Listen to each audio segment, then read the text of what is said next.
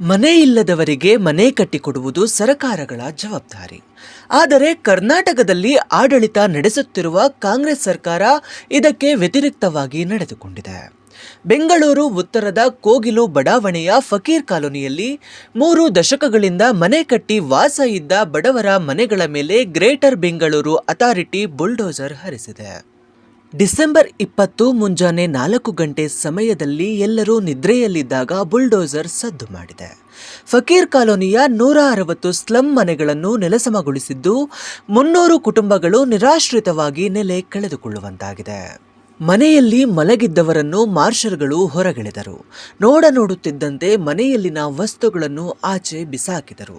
Cement ಬ್ಲಾಕ್ಗಳಿಂದ ನಿರ್ಮಿಸಿದ ಮನೆಯನ್ನು bulldozer ಮೂಲಕ ನೆಲಸಮ ಮಾಡಿದರು. ಇಲ್ಲಿ ಮಕ್ಕಳಿದ್ದಾರೆ, ಬಾಣಂತಿಯರಿದ್ದಾರೆ, ಹಸುಗೂಸುಗಳಿವೆ, ಅನಾರೋಗ್ಯ ಪೀಡಿತ ವಯೋವೃದ್ಧರೂ ಇದ್ದಾರೆ.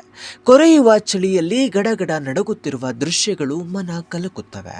ಸರ್ಕಾರದ ಈ ಬುಲ್ಡೋಸರ್ ಸಂಸ್ಕೃತಿಗೆ ವ್ಯಾಪಕ ಟೀಕೆ ವ್ಯಕ್ತವಾಗಿದೆ. ಅನೇಕ ಜನಪರ ಸಂಘಟನೆಗಳು, ಕೇರಳದ ಸಂಸದರು, ಶಾಸಕರು ಭೇಟಿ ನೀಡಿ ಕುಟುಂಬಗಳಿಗೆ ಸಾಂತ್ವನ ಹೇಳಿದ್ದಾರೆ. ಹೋರಾಟಗಾರರ ಎಂಟ್ರಿಯ ನಂತರ ಸರ್ಕಾರ ನಿರಾಶ್ರಿತರಿಗೆ ಮನೆ ಕಟ್ಟಿಕೊಡುವ ಭರವಸೆ ನೀಡಿದೆ. ಅದು ಯಾವಾಗ ಈಡೇರುತ್ತದೆಯೋ ಅದಕ್ಕೆಷ್ಟು ಸಮಯ ಬೇಕು?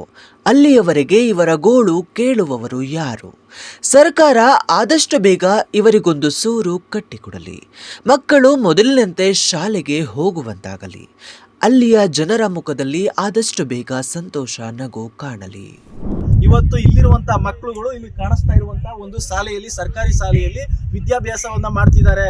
ಇಲ್ಲಿರುವಂತಹ ಮಕ್ಕಳುಗಳನ್ನ ನೀವು ಯಾವುದೋ 20 ಕಿಲೋಮೀಟರ್ ಮುಂದೆ 30 ಕಿಲೋಮೀಟರ್ ಎಲ್ಲೋ ಕುಟುಂಬಗಳನ್ನ ನೀವು ಆ ಕಡೆ ಏನೋ ಶಿಫ್ಟ್ ಮಾಡಿಸ್ತೀರಿ. ಅವ್ರ ವಿದ್ಯಾಭ್ಯಾಸ ಹೇಗ್ ಮಾಡಬೇಕು, ಅವರ ದಾಖಲಾತಿ ಇಲ್ಲಿದೆ. ನೀವು ಶಿಫ್ಟ್ ಮಾಡುವಂತಹ ಪ್ರದೇಶದಲ್ಲಿ ಮಕ್ಕಳುಗಳಿಗೆ ದಾಖಲಾತಿಯನ್ನ ಕೊಡ್ತಾರಾ? ಎಕ್ಸಾಮ್ ನಡೆಯುವಂತ ಸಂದರ್ಭ, ಅವ್ರು ಅಲ್ಲಿಂದ ಇಲ್ಲಿಗೆ ಹೇಗ್ ಬರಬೇಕು? ಕೂಲಿ ಮಾಡುವಂತವ್ರು ಇಲ್ಲಿರುವಂತದ್ದು, ಭಿಕ್ಷೆ ಬೇಡುವಂತವ್ರು ಕೂಡ ಇಲ್ಲಿರುವಂತದ್ದನ್ನ ಇವತ್ತು ಗಮನಿಸಬೇಕು. ಗಾರೆ ಕೆಲಸ ಮಾಡುವಂತವ್ರು ಇರುವಂತದ್ದು ಇಲ್ಲಿ ಹೆಚ್ಚಿನ ಪ್ರಮಾಣದಲ್ಲಿ. ಅವರ ಮಕ್ಕಳುಗಳನ್ನ ಅಲ್ಲಿಂದ ಇಲ್ಲಿಗೆ ಹೇಗೆ ಎಕ್ಸಾಮ್ ಕಳಿಸ್ತಾರೆ? ಎಲ್ಲ ಚಿಕ್ಕ ಮಕ್ಕಳುಗಳು ಇರುವಂತದ್ದು. ಒಟ್ಟಾರೆ ಇದು ಇವತ್ತು ಏನು ಬಡವರಿದ್ದಾರೆ, ಮಕ್ಕಳುಗಳಿದ್ದಾರೆ, ಚಿಕ್ಕ ಚಿಕ್ಕ ಮಕ್ಕಳುಗಳು, ಅವರ ಜೀವನವನ್ನ ಇವತ್ತು ಸರ್ಕಾರ ಅತಂತ್ರ ಪರಿಸ್ಥಿತಿಯಲ್ಲಿದೆ, ಇಟ್ಟಿದೆ. ಇಲ್ಲಿರುವಂತ ಕುಟುಂಬಗಳಿಗೆ ಆಧಾರ್ ಕಾರ್ಡ್ ಇದೆ, ರೇಷನ್ ಕಾರ್ಡ್ ಇದೆ, ಗ್ಯಾಸ್ ಎಲ್ಲ ತಗೊಳ್ತಿದ್ರೆ ಇಲ್ಲೇ, ವೋಟರ್ ಐಡಿ ಇದೆ, ವೋಟ್ ಹಾಕಿದ್ದಾರೆ. ಚುನಾವಣೆ ಬಂದಾಗ ವೋಟ್ ಕೇಳ್ತಾರೆ ಜನಪ್ರತಿನಿಧಿಗಳು ಇವತ್ತು. ಆದ್ರೆ ಅವ್ರಿಗೆ ಇವತ್ತು ಯಾವುದೇ ರೀತಿ ಇವತ್ತು ಮುಂಜಾಗ್ರತೆ ನೋಟಿಸ್ ಅನ್ನ ಕೊಡದೆ ಇವತ್ತು ಏಕಾಏಕಿ ಮನೆಯನ್ನ ಖಾಲಿ ಮಾಡಿಸಿದ್ದಾರೆ. ಈ ಒಂದನ್ನ ಇವತ್ತು ಭಾರತ ವಿದ್ಯಾರ್ಥಿ ಫೆಡರೇಷನ್ ಖಂಡಿಸ್ತಾ ಇದೆ. ಇವತ್ತು ನಾವು ಸರ್ಕಾರಕ್ಕೆ ಇವತ್ತು ಒತ್ತಾಯವನ್ನ ಮಾಡ್ತಾ ಇದೀವಿ. ಒಟ್ಟಾರೆ ಇವತ್ತು ಇಲ್ಲಿ 15 ವರ್ಷ, 20 ವರ್ಷ, 30 ವರ್ಷದಿಂದ ಇಲ್ಲಿ ವಾಸ ಇದ್ದಾರೆ. ಅವರ ಕುಟುಂಬ ಇವತ್ತು ಅತಂತ್ರ ಪರಿಸ್ಥಿತಿಯಲ್ಲಿ ತಂದು ನಿಲ್ಲಿಸಿದಿರಿ. ಇದಕ್ಕೆ ಕಾರಣ ಯಾರು? ಇದಕ್ಕೆ ಕಾರಣ ಸರ್ಕಾರ. ಇವತ್ತು ಇದೇ ಸರ್ಕಾರ ಪರಿಹಾರವನ್ನ ಕೊಡಬೇಕು ಅನ್ನುವಂಥದ್ದನ್ನು ಕೂಡ ಇವತ್ತು ಭಾರತ ವಿದ್ಯಾರ್ಥಿ ಫೆಡರೇಷನ್ ಒತ್ತಾಯ ಮಾಡ್ತಾ ಇದೆ. ಮತ್ತು ಇಲ್ಲಿರುವಂತಹ ಮಕ್ಕಳ ವಿದ್ಯಾಭ್ಯಾಸವನ್ನ ಸಂಪೂರ್ಣವಾಗಿ ಸರ್ಕಾರವೇ ವಹಿಸ್ಕೋಬೇಕು ಅನ್ನುವಂಥದ್ದನ್ನು ಕೂಡ ಇವತ್ತು ಭಾರತ ವಿದ್ಯಾರ್ಥಿ ಫೆಡರೇಷನ್ ಇವತ್ತು ಒತ್ತಾಯವನ್ನ ಮಾಡ್ತಾ ಇದೆ. ಇಲ್ಲಿ ಸಾಕಷ್ಟು ಜನ ಹೆಣ್ಮಕ್ಳಿದ್ದಾರೆ, ಪ್ರೆಗ್ನೆನ್ಸಿ ಹೆಣ್ಮಕ್ಳಿದ್ದಾರೆ, ವಾಲಂಟಿಯರ್ ಇದ್ದಾರೆ. ಮತ್ತೆ ಸಾಕಷ್ಟು ಸುಮಾರು 500ರಿಂದ 600 ಹೆಚ್ಚು ಹೆಣ್ಮಕ್ಳು ಇಲ್ಲಿ ವಾಸ ಇದೆ. ಅದಕ್ಕೆ ಇಲ್ಲಿ ಇರ್ತಕ್ಕಂಥ ಪ್ರಾಥಮಿಕ ಆರೋಗ್ಯ ಕೇಂದ್ರ ಇರ್ಬೋದು, ಮತ್ತು ಮಹಿಳಾ ಮತ್ತು ಮಕ್ಕಳ ಕಲ್ಯಾಣ ಇಲಾಖೆಗೆ ಮತ್ತೆ ಮಹಿಳಾ ಆಯೋಗಕ್ಕೆ ಒಂದು ಕಾಮನ್ ಸೆನ್ಸ್ ಇರ್ತಕ್ಕಂಥದ್ದು ಇರ್ಬೇಕು. 10 ದಿನ ಆಗಿದೆ. 10 ದಿನದಲ್ಲಿ ಮನೆ ಕಳ್ಕೊಂಡು ಮನೇಲಿ ಇರ್ತಕ್ಕಂಥ ವಸ್ತುಗಳನ್ನ ತಗೊಳ್ಳಿಕ್ಕೆ ಬಿಡದನೆ ಮತ್ತೆ ಹೆಣ್ಮಕ್ಳು ಬರೀ ಕಾಲಿನಲ್ಲಿ ಹೊರಗಡೆ ಹುಟ್ಟು ಬಟ್ಟೆನಲ್ಲಿ ಹೊರಗಡೆ ಬಂದಿದ್ದಾರೆ ವಾಪಸ್ಸು. ಈ ಬಂದಂತ ಸಂದರ್ಭದಲ್ಲಿ ಇಲ್ಲಿರ್ತಕ್ಕಂಥ ಹೆಣ್ಮಕ್ಳುಗಳಿಗೆ ಇವತ್ತು ಏನು ಮಹಿಳಾ ಮತ್ತು ಮಕ್ಕಳ ಕಲ್ಯಾಣ ಇಲಾಖೆನೋ ಮತ್ತೆ ಮಹಿಳಾ ಆಯೋಗನೋ ಇಲ್ಲಿ ಕನಿಷ್ಠ ಆಸ್ಪತ್ರೆ ಒಳಗಡೆ ಕನಿಷ್ಠ ಮುಟ್ಟಾಗ್ತಕ್ಕಂಥ ಹೆಣ್ಣು ಮಕ್ಕಳು ಎಲ್ಲಿ ಹೋಗ್ಬೇಕು, ಸ್ನಾನಕ್ಕೆ ವ್ಯವಸ್ಥೆ ಇಲ್ಲ ಅಂತ ಹೇಳ್ತಾ ಇದಾರೆ, ರೆಸ್ಟ್ ಮಾಡ್ಲಿಕ್ಕೆ ವ್ಯವಸ್ಥೆ ಇಲ್ಲ ಅಂತ ಹೇಳ್ತಾರೆ.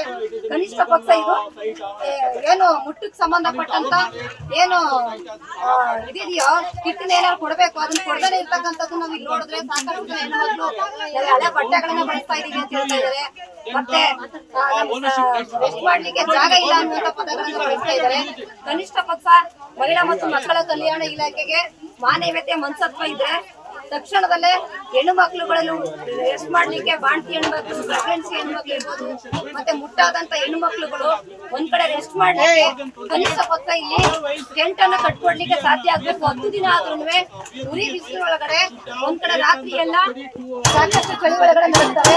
ಮಧ್ಯಾಹ್ನ ಆಯ್ತು ಅಂತ ಬಿಸಿಲ ಇರ್ಲಿಕ್ಕೆ ಆಗ್ತಾನೆ ಸಾಕಷ್ಟು ಜನ ಮಹಿಳೆಯರಿಗೆ ಮತ್ತೆ ಮಕ್ಕಳಿಗೆ ಇಲ್ಲಿ ಚಳಿನಲ್ಲಿ ಜ್ವರ ಮತ್ತೆ ನೆಗಡಿ ತಲೆನೋವು ಬಂದು ಸಾಕಷ್ಟು ಜನ ಹುಷಾರಿಲ್ದಾನೆ ಇರ್ತಕ್ಕಂಥದ್ದನ್ನ ವ್ಯಕ್ತಪಡಿಸ್ತಾ ಇದ್ದಾರೆ. ಆದ್ರೆ 10 ದಿನದಿಂದ ಅಲ್ಲಿಂದ ಇಲ್ಲಿ ತನಕ ಇಲ್ಲಿರ್ತಕ್ಕಂಥ ಜನರಿಗೆ ಮೂಲಭೂತ ಸೌಕರ್ಯಗಳನ್ನ ಕೊಡ್ದಾನೆ ನೇರ ಬಂದು ಸಾಕಷ್ಟು ಜನ ಬಂದು ಹೋಗಿದ್ದಾರೆ. ಆದ್ರೆ ಸ್ಥಳೀಯ MLAಗಳು, ವಿರೋಧ ಪಕ್ಷದವರು ಮತ್ತೆ ಆಡಳಿತ ಪಕ್ಷದವರು ಯಾರು ಸಹ ಇಲ್ಲಿ ಸರಿಯಾಗಿ ಸ್ಪಂದಿಸ್ತಾನೆ ಇರ್ತಕ್ಕಂಥದ್ದು ನಾವು ನೋಡ್ತಾ ಇದೀವಿ. ತಕ್ಷಣ ಮಹಿಳಾ ಆಯೋಗ ಬರಬೇಕು, ಸಂಬಂಧಪಟ್ಟ ಮಹಿಳಾ ಸಮಸ್ಯೆಗಳನ್ನ ಕೇಳಲಿಕ್ಕೆ ಸಾಧ್ಯ ಆಗ್ಬೇಕು ಅನ್ನುವಂತ ಮುಖಾಂತರ ಜನವಾದಿ ಮಹಿಳಾ ಸಂಘಟನೆ ಒತ್ತಾಯ ಮಾಡ್ತಾ ಇದೆ. ಮತ್ತೆ ಕನಿಷ್ಠ ಪಕ್ಷ ಇಲ್ಲಿ 2-3 ಜನ ಡಾಕ್ಟರ್ಗಳು ಇರ್ಬೇಕು. ಕನಿಷ್ಠ ಅಂತಂದ್ರೆ ಡಾಕ್ಟರ್ಗಳು ಇಲ್ಲ, ಇನ್ನೊಂದ್ ಕಡೆ ಒಂದು ರೆಸ್ಟ್ ಮಾಡ್ಲಿಕ್ಕೆ ಜಾಗನೂ ಇಲ್ಲ.